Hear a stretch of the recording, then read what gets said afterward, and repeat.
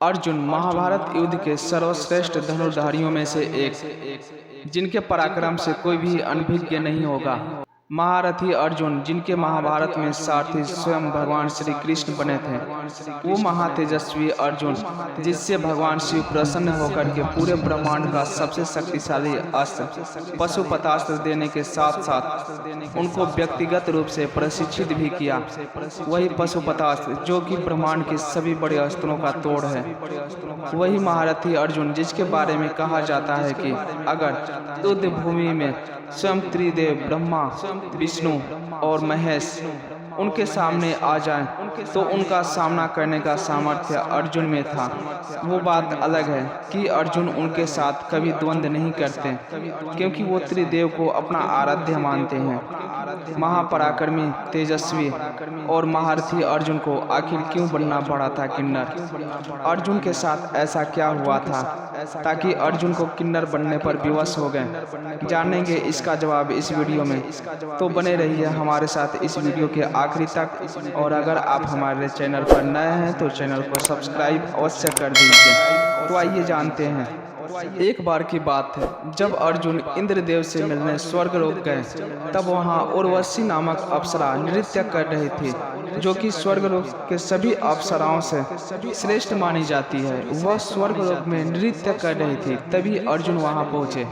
अर्जुन का जन्म इंद्रदेव के आशीर्वाद से हुआ, इसलिए अर्जुन को इंद्रपुत्र भी कहा जाता है। अर्जुन को वहां पहली बार देखते ही उर्वशी उन पर मोहित हो जाती है और वो अपने नृत्य कलाओं से अर्जुन को अपनी ओर आकर्षित करने की कोशिश करने लगती है, मगर अर्जुन पर इसका कोई प्रभाव नहीं होता है।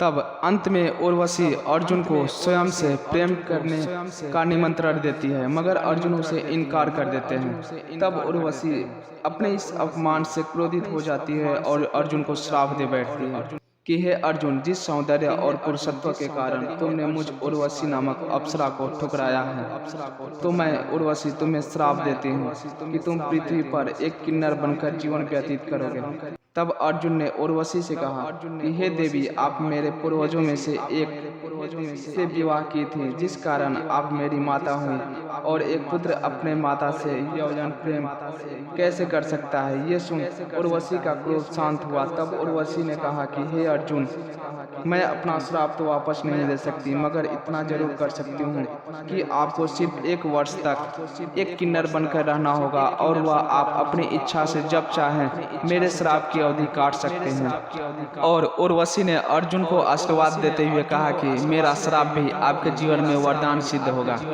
उर्वशी के उसी श्राप को अर्जुन ने अपने 1 वर्ष के अज्ञातवास में राजा विराट के राज्य में बृहन्नला नामक किन्नर बनकर अपना अज्ञातवास पूरा किया।